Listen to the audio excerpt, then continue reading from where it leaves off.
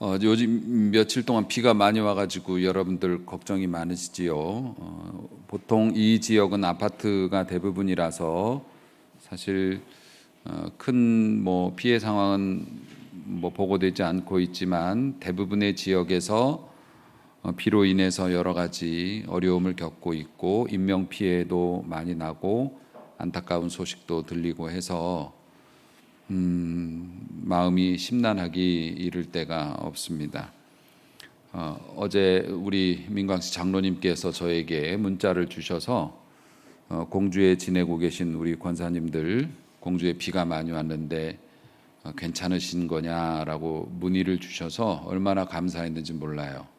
형제가 서로를 염려하고 걱정하는 것이 얼마나 이게 귀한 일입니까? 또 장로님이 성도들 안전을 염려해서 문자를 주셔서 그래서 전화를 드려봤습니다. 그때까지는 전화를 안 했죠. 저는.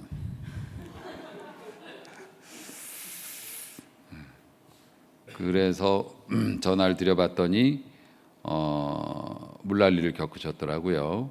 그런데 그 집 가보신 분은 아시겠지만 산 위에 있지 않습니까? 동네에서 제일 높은 곳에 있는 집이고 산 바로 밑에 있어서 저희 권사님도 다른 데가 다 물에 잠겨도 우리는 물난리는 없다 그러셨는데 산에서 물이 내려와 가지고 집 안으로 들어왔던 모양입니다. 그리고 산사태까지는 아니지만 토사도 어느 정도 밀려 내려와서 농작물도 좀 피해를 보시고 그런 것 같아요.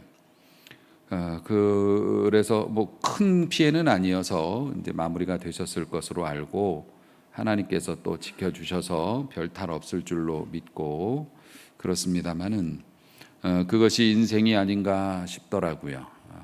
우리는 높은 곳에 가면 안전할 거라고 생각해서 많은 것들을 준비하고 또 좋은 학교 가고 좋은 직장 들어가서 안정된 환경이면 괜찮을 거라 생각하지만 거기라고 해서 꼭 다 안전한 건 아니죠. 사람의 일은 어찌 될지 항상 알지 못해서 그래서 사람은 겸손해야 하는 것이라는 생각이 듭니다. 우리가 높아졌다고 안심할 것도 없고 낮아졌다고 또 실패했다고 포기할 것도 없는 것은 주께서 우리와 함께 하시기 때문에 우리가 높은 자리에 있든지 낮은 자리에 있든지 주님과 함께 할 수만 있다면 그 어디나 하늘나라의 복을 누리게 될 줄로 믿습니다. 오늘도 말씀을 통해서 주님을 좀 더 선명하게 바라보고 주님의 숨결을 느끼고 주님의 손길을 느끼는 은혜가 있어서 여러분의 두려웠던 마음이 밝아지고 답답했던 마음이 시원해지고 그리고 근심에 짓눌렸던 마음이 해방받으시는 은혜가 있기를 주의 이름으로 축복합니다. 예수님께서 결혼식장에 가신 내용입니다. 가나의 혼인잔치라고 하는 그것으로 유명하죠. 예수님께서 갈릴리 지역으로 오신 후에 3일째 되던 날 결혼식장에 가셨습니다. 예수님께서 거기에 초대를 받으셨고요. 이미 예수님의 모친이신 마리아도 그곳에 와 있는 상황이었습니다. 그 당시의 유대교 율법상에는 그 결혼 예식은 절기 때는 결혼식을 하지 않는다고 되어져 있습니다. 왜냐하면은 안식일이나 이 절기 때는 그 기쁨을 누리는 게 종류가 다르다고 봤어요. 이 사람들은 절기 때 누리는 기쁨은 하나님과 함께하는 것에 대한 기쁨이고요. 결혼식 때 누리는 기쁨은 사람끼리 누리는 기쁨이어서 그 하나님과 함께하는 기쁨을 사람들끼리 누리는 기쁨하고 나누어서는 안 된다라고 하는 철저한 신앙 관습이 있었습니다. 그리고 그 절기를 지키는데 방해가 될 수도 있기 때문에 놀아야 되는데 웬 절기? 이러면서 그러기 때문에 이런 절기를 피해서 그런데 안식일은 피할 수가 없죠. 사실은 결혼식 잔치가 7일, 8일을 이렇게 거의 열흘까지도 하기도 하고 그러니까 생각만 해도 피곤하지 않습니까? 진짜 다크서클 여기까지 내려올 것 같아요. 하루만 해도 피곤한데 그 당시에 사람들이 시간도 많았던 것 같아요. 그냥 와가지고서 먹고 자고 그냥 거기서 한 7, 8일간을 그렇게 축제를 벌인다고 하는데 예수님께서 아마 잔치의 끝물에 오셨던 것 같아요. 제자들하고 당시에는 12제자가 완성이 되지 않아서 약 5명의 제자를 데리고 예수님이 거기 초대받아서 갔는데요. 아마 그 결혼식에 마리아도 그렇고 예수님도 그렇고 일반 하객은 아니었고 인척지간이었던 것으로 보여져서 성경학자들이 예상하기로는 이 결혼 예식의 신랑, 이 주인공이 누구냐면 또 이름 안 썼지, 요한일 것이다 라고 예상들을 많이 합니다. 왜냐하면 요한과 그 예수님의 어머니 마리아하고 또 이렇게 그 가문이 사촌지간이에요. 그래서 초대를 받았을 것이다라는 추측은 하지만 정설로 인정받지는 못하고 있어요. 자료가 부족해서. 근데 상황상 그렇다는 겁니다. 그러니까 그냥 그 정도로만 알아두시고, 너 오늘 말씀 듣고 너 그거 몰랐지? 우리 목사님이 오늘 얘기하는데 이 마리아 그 가나의 혼인잔치 있잖아. 그 신랑이 요한복음을 쓴 요한이었대. 대박 아니냐? 아닌 것 같은데 너 이단이다 그러면 그러지 마시라고요. 그러지 마세요. 이단은 그런 데다 쓰는 게 아닙니다. 이단은 절대 교리, 흔들리거나 양보할 수 없는 이 교리에 대해서 문제가 되는 것이지 지금 이거는 설일 뿐이에요. 이제 그럴 수도 있겠다. 하지만 우리는 그런 것에 더 관심이 있죠. 자, 이제 잔치에 이렇게 참여를 해서 갔는데 여기서 이제 문제가 발생했죠. 3절에 보니 포도주가 떨어졌습니다. 잔치에서 포도주가 떨어졌다라고 하는 것이 단순히 콜라 없네, 저 마트에 가서 더 사와, 이 문제가 아니고요. 그 포도주는 그 잔치를 이끌어가는 가장 중요한 음식이었고 당시 사람들에게는 음료수였다고 그래요. 맥주가 술이에요, 음료수예요? 예? 회개하시기 바랍니다. 음료수래. 실제로 그랬습니다. 저 신방 가서 초신자들 신방할 때 보면 이렇게 목사님 맥주 한 잔은 괜찮으시죠? 그래서 아니요, 저는 맥주도 마시지 않습니다. 에이 진짜요? 이건 술이 아니에요. 그냥 음료수인데 뭐 한 잔 하세요. 괜찮아요. 한번 넘어갈 뻔했습니다만은 어떤 분에게는 맥주는 술이 아니고 음료수라고 말씀하실 수도 있겠고 또 어떤 분은 그 술이라고 볼 수도 있겠고 포도주도 마찬가지인데 당시의 사람들에게 있어서는 우리가 생각하는 맥주보다 더 음료에 가까웠던 거라고 해요. 그래서 뭐 아시지 않습니까? 그 나라에서는 그것을 음료처럼 이렇게 수시로 뭔 일이 있을 때마다 가까이 두고 마셨는데 그래도 포도주 또 술에 약하신 분들이나 이런 분들은 포도주도 마시면 취하죠. 포도주도 마시면 취하기 때문에 술 취하지 말라. 이는 방탕한 것이니 오직 성령의 충만함을 받으라. 이 말씀도 이 포도주를 염두에 두고 하신 말씀이고 어쨌든 이 잔치에 포도주가 떨어졌어요. 포도주가 떨어졌다는 게 단순히 이게 중요한 음료가 떨어졌네 이 정도의 문제가 아니라 그 예의에 관한 문제였던 겁니다. 그러니까 이 포도주가 되게 중요한 거라서 여러분은 백숙 한 마리를 소금 찍어 먹지 않고 먹을 수 있나요? 우리 교회에서 딱 한 사람만 그렇게 먹습니다. 우리 오현 오늘 그냥 손가락 연락에 반주하신 우리 오현 반주자는 신기하게 어렸을 때부터 이 닭 백숙 같은 거를 소금을 안 찍어 먹어. 계란도 소금을 안 찍어 먹고. 그랬더니 어떻게 됐어요? 몸짱이 됐습니다. 예. 그래요. 근데 그렇게 이제 안 먹는 사람도 있지만 대개의 경우에는 그건 계란 주고 소금 안 주면 진짜 불편한 상황 되는 거죠, 서로. 그런 상황이보다 더 심각한 상황이 되는 것이 아니 잔치를 불러가지고 이렇게 초대를 해서 서로 이렇게 즐겁게 모였는데 사람이 예의가 없네, 성의가 없어, 준비가 안 돼 있네. 왜냐하면 이게 떨어지나? 라고 사람들이 생각을 하면 기뻐했을 잔치가 사람들이 수근수근 할 거 아니냐고요. 수근수근하고 신랑도 기분 상하고 축제가 폭삭 망하는 거예요. 그런 상황이 돼서 조금 이제 분위기가 아주 이상하게 된 겁니다. 아직 잔치는 안 끝났고 사람들이 지금 예수님도 제자 5명이나 데리고 그 부주를 얼마 하시는지 몰라도 그 식권 그 하나씩 받아가면 돈이 얼마예요. 이렇게 왔는데 포도주가 떨어진 거예요. 그래서 어머니인 마리아께서 한 말씀을 하신 것이 오늘날까지 사람들의 입방아에 오르내리고 있습니다. 네. 마리아가 뭐라고 얘기합니까? 저들에게 포도주가 없다 이렇게 얘기했어요. 지금 여기 포도주가 없다네요. 그러니까 예수님이 뭐라 그럽니까? 여자요 이렇게 얘기했습니다. 그리고 나와 무슨 상관이 있습니까? 아직 내 때가 이르지 않았습니다.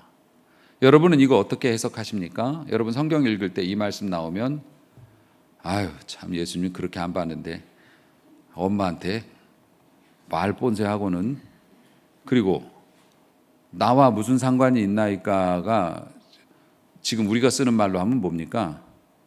어쩌라고요 라는 뜻입니다. 여자요 어쩌라고요. 그리고 아직 내 때가 이르지 않았습니다. 이렇게 얘기를. 와, 그 엄마 진짜 없는 포도주 찾아서 마시겠어요. 열받아가지고.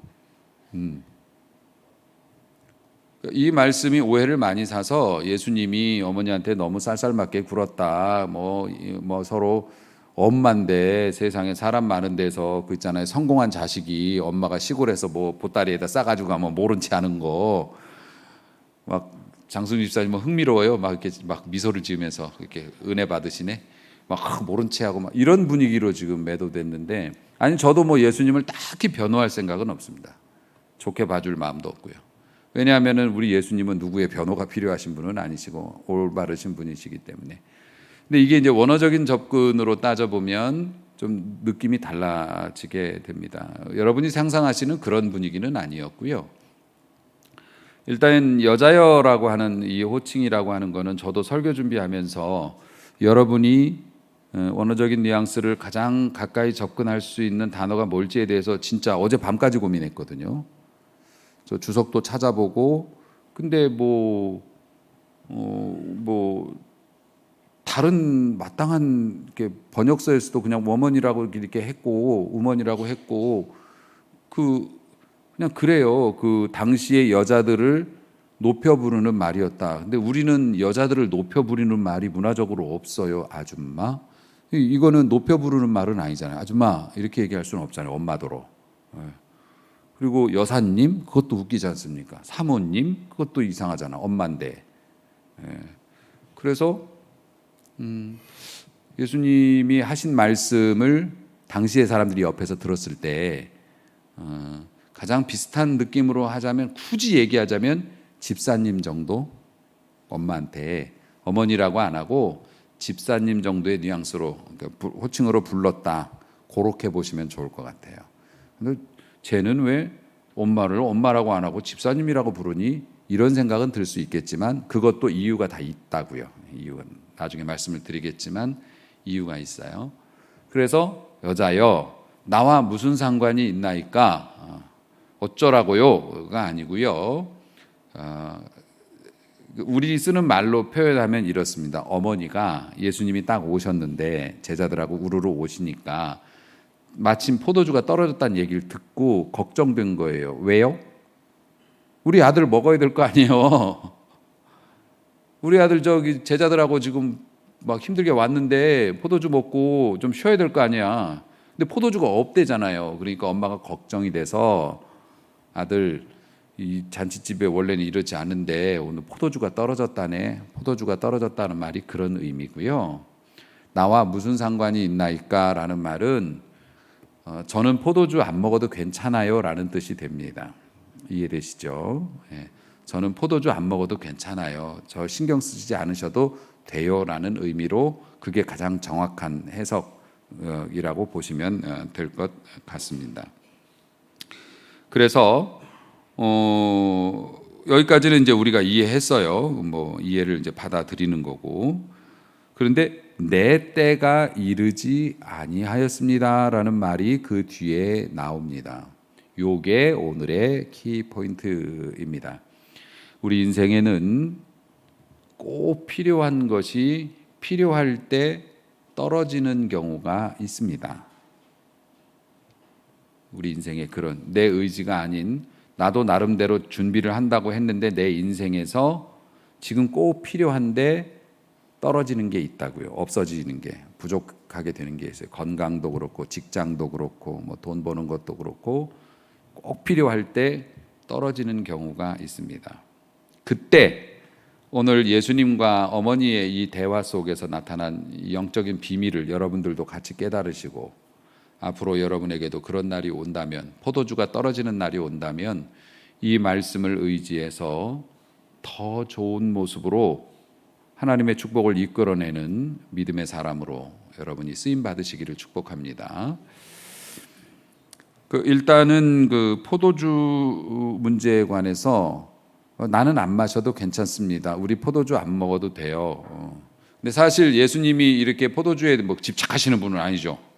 그런데 바리새인들은 이런 예수님의 모습을 놓고 비난도 많이 했어요. 원래 뭐 악플 다는 사람들은 그게 목적이니까 저 사람은 포도주를 탐하는 자라고 막 그렇게 했어요. 자기는 포도주 안 마시나? 자기들도 포도주 마시면서. 근데 누구를 빗대서 얘기했냐면 당시에 동시대에 활동했던 세례 요한은 그 나시린으로서 태어날 때부터 하나님께 드려진 자라고 해서 우리처럼 뭐 성직자처럼 그렇게 돼서 포도주와 독주를 입에 대지 않고 머리를 깎지 않아요. 그러니까 일반적으로 우리가 누리는 것들을 포기하는 거죠. 그런 삶을 살았어요. 그리고 광야에서 아시다시피 메뚜기 뭐 그리고 그 꿀 뭐 이런 것들만 먹고 살면서 그들이 보기에는 신비하고 정결한 삶을 산 사람이에요. 그가 전하는 하나님의 나라는 들을만 했어요. 그런데 예수님은 포도주 먹고 댕기고 사람들하고 밥 먹고, 그것도 만나는 사람들이 분량하기 짝이 없어 아주. 천한 것들 만나고 다니면서 같이 밥이나 먹고 댕기고, 그래가지고서 바리새인들이 비난했어요. 목사님이 여러분의 목사님이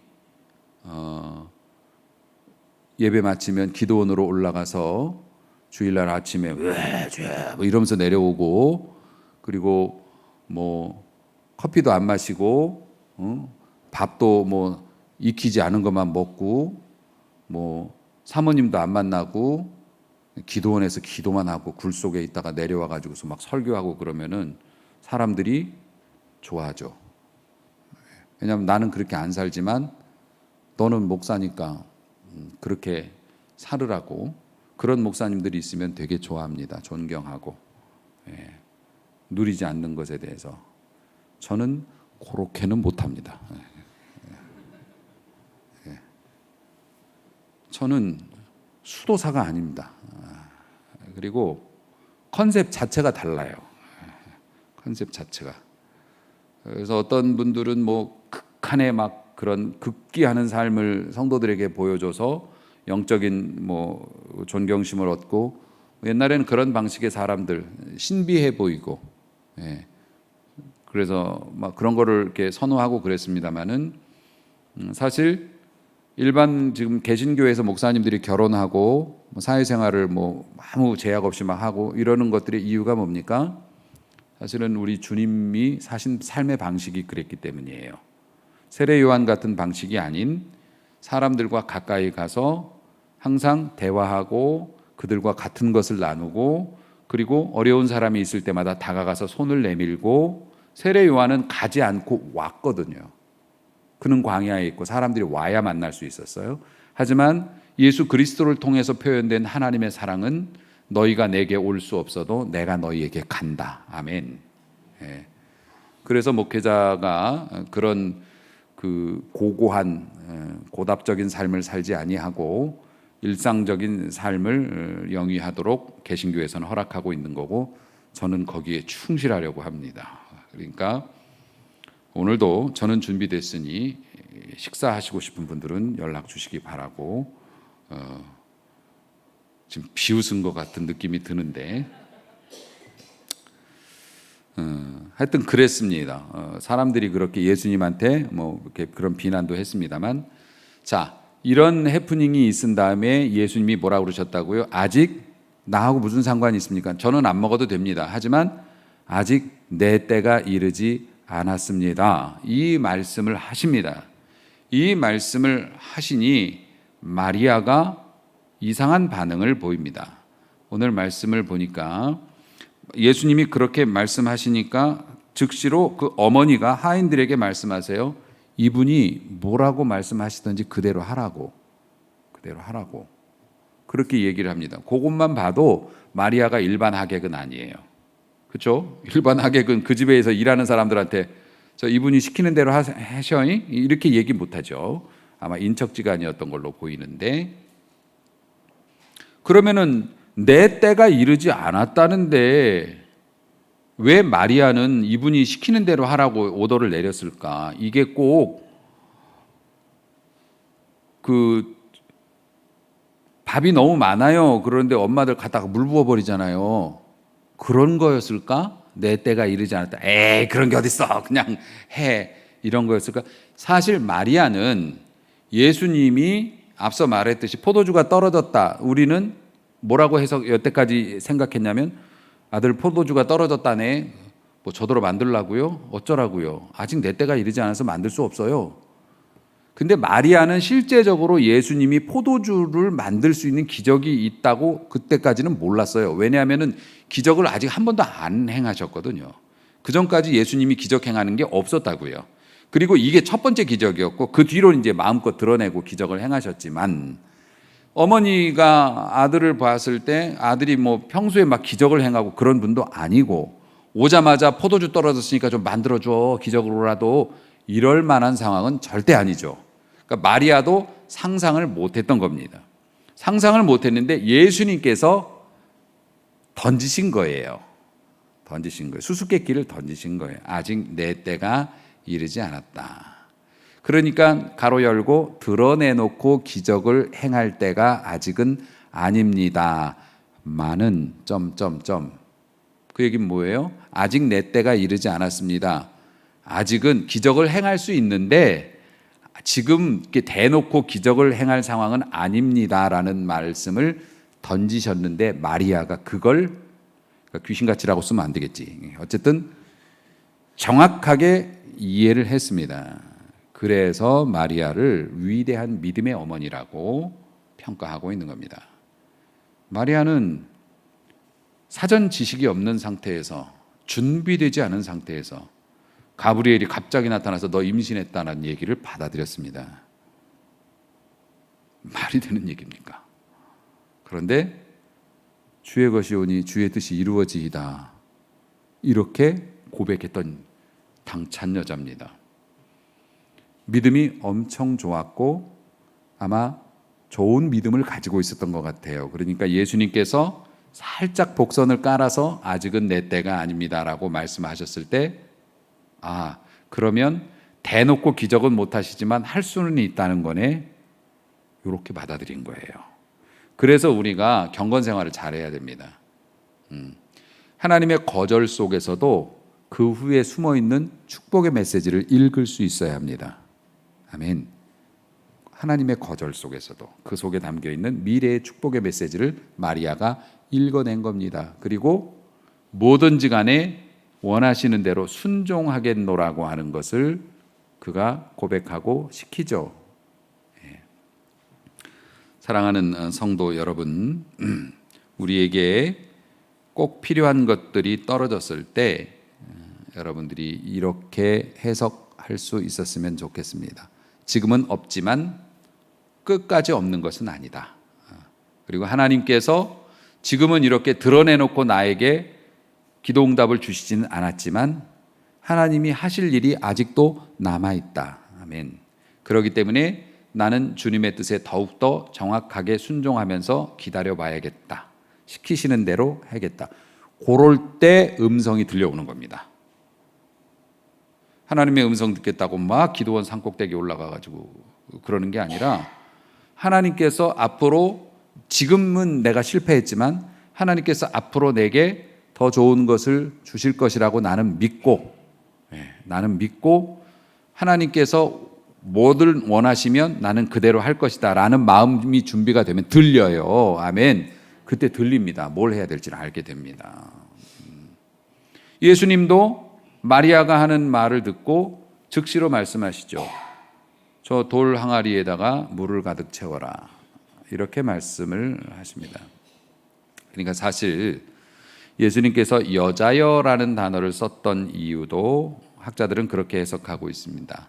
마리아가 이 정도 믿음을 가진 분이기 때문에 후대에 마리아 숭배 사상이 생겼습니다. 캐톨릭은 지금도 마리아의 이름으로 기도하지 않습니까?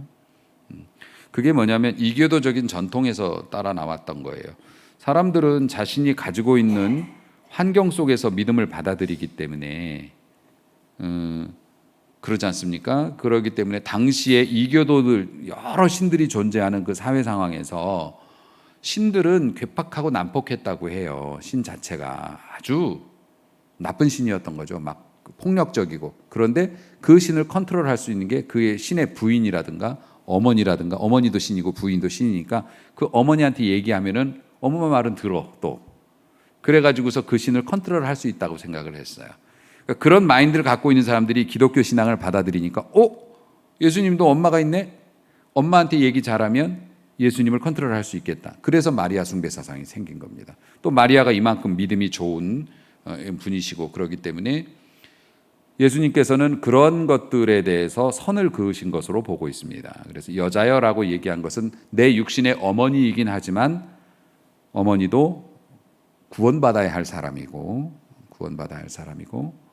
그리고 우리가 아들과 엄마의 관계이지만 영적으로 보면 구원자와 피조물의 관계이기 때문에 그래서 예수님이 그런 부분에 대해서 선을 그으셨다. 실제로 마리아는 요셉은 이 결혼식이 있기 전에 사망한 것으로 추정을 하고 있습니다. 이름이 왜냐면 요셉도 와이죠, 당연히. 그래서 요셉은 좀 일찍 세상을 떠난 것으로 보이고 나중에 이제 이 마리아가 예수님의 철저한 그 제자 역할을 하죠. 엄마지만은 서포트 역할을 하면서 예수님을 주님으로 섬겼던 이제 그런 기록들이 나오고 십자가에서도 마지막까지 물론 어머니로서의 역할도 있지만 제자로서의 사명을 잘 감당하시고 그랬습니다. 자, 이렇게 보니 돌 항아리 6개에다가 물을 채워라 예수님께서 말씀하셨어요. 6절 보니까 유대인의 정결 예식을 따라 2-3통 드는 항아리가 6개가 놓였어요. 돌 항아리가. 그러니까 물 2-3통을 갖다 채우면 꽉 차는 그 돌 항아리가 6개가 있었다고요. 근데 정결 예식을 따라 이게 어떤 의미냐면 먹는 물이 아니에요. 손 닦는 물이에요. 이 물이. 유대인들은 먼지가 많은 환경이기 때문에 그 그 당시 풍습 자체가 남의 집에 방문을 하면 그 막 먼지 풀풀 나는데 샌들 씻고 돌아다니잖아요, 이 사람들이. 그러니까 발을 닦고 손을 물로 바가지로 떠서 씻고 들어가는 게 예식이에요. 그걸 위한 물통이라고요. 그러니까 그걸 퍼먹으면 안 되죠. 먹는 물이 아니라고요. 먹는 물이 아닌데 거기 이 물이 어떻게 됩니까? 포도주로 변했어요. 심지어는 이 포도주를 갖다가 연회장한테 줬어요. 행사를 주관하시는 분한테 줬는데 연회장이 신랑을 불러가지고 얘기를 한 겁니다. 내가 결혼식 한두 번 다닌 게 아닌데 보통은 좋은 거 내주고서 사람들이 알딸딸 취하면은 뭐 값싼 거 내놓고 그러는데 여기는 더 좋은 걸 예비를 해놨네. 진짜 멋지다. 이래서 잔치 분위기가 업이 됐어요. 이야, 끝으로 갈수록 잔치가 시들해지고 뭔가 자꾸 떨어지고 부족해 보일 것 같은데 더 좋은 게 나왔어. 그러니까 사람들이 더 기뻐했어요. 이런 일이 벌어졌습니다. 여러분, 예수를 믿는다는 게 그런 거라는 겁니다. 그리스도 안에서 새로운 피조물이라는 뜻이 옛날에는 우리가 아무리 정죄를 하고 뭘 해도 근본이 손 닦는 발 닦는 물이었다는 거예요. 우리가. 그런데 예수님을 믿고 믿음으로 순종하고 나서 구원받은 사람은 어떻게 됩니까? 칭찬과 영광을 돌리는 포도주로 변했어요. 단순히 물이 걸러지고 무슨 물이 깨끗해지고 이런 문제가 아니라 물이 포도주가 변했어요.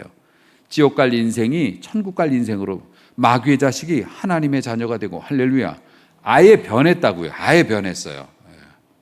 물처럼 보이지만 포도주가 된 겁니다. 원래 물이었지만 포도주가 된 겁니다. 이게 예수 믿은 겁니다.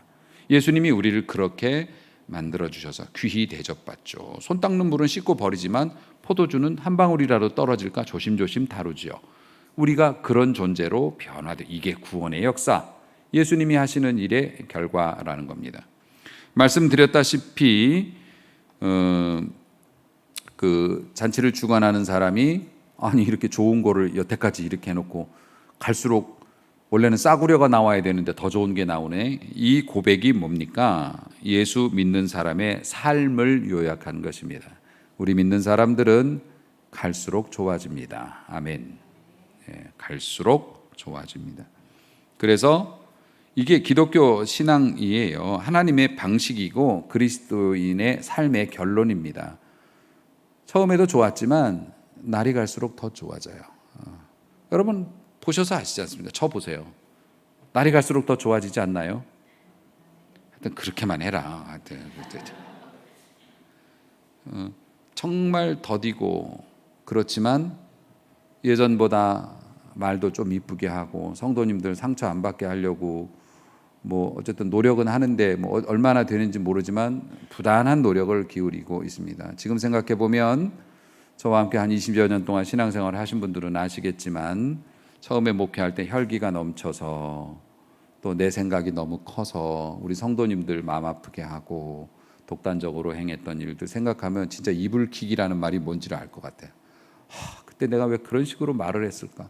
몇몇 내가 던졌던 말은 지금도 상처가 돼. 그분이 상처를 받았기 때문에 나도 상처가 돼서 내 속에서 아직도 왜 내가 그때 그런 말을 썼을까? 안 그래도 됐을 텐데.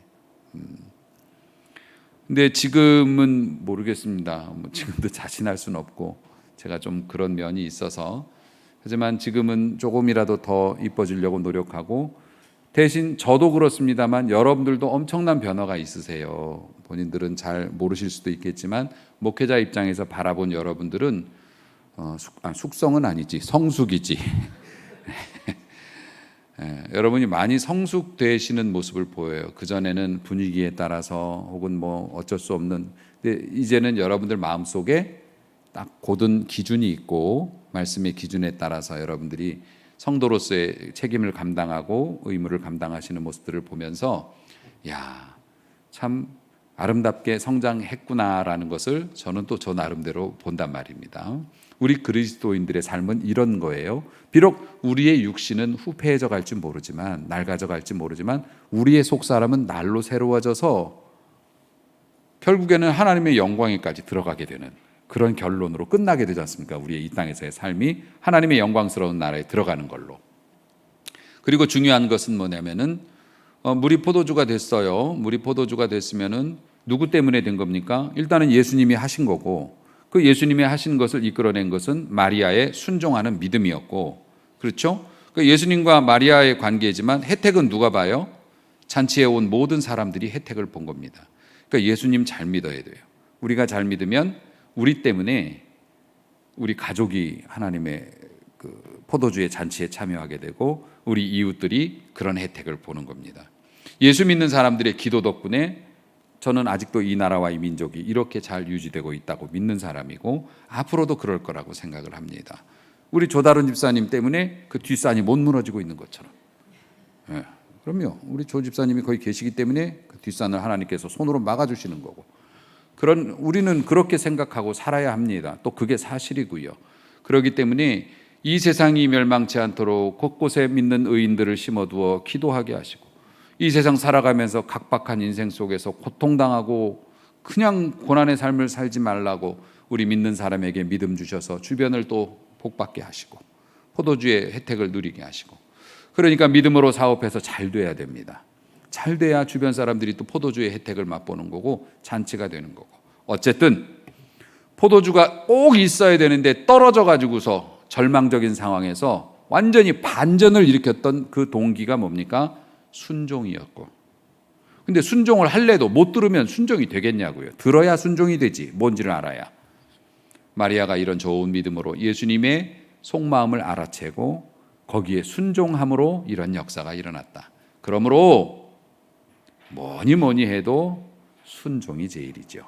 그리고 순종은 하겠다고 먼저 결단하는 사람에게 뭘 해야 될지 알려주신다고 하는 사실을 잊지 말고, 꼭 필요한 것들이 떨어졌을 때, 여러분의 뜻이 이루어지지 않았을 때 그 속에 담긴 주님의 세미한 음성을 듣고 순종함으로 여러분의 인생 잔치가 역전되어져서 갈수록 기쁨이 넘치는 인생으로 변화될 수 있기를 주님의 이름으로 축원합니다.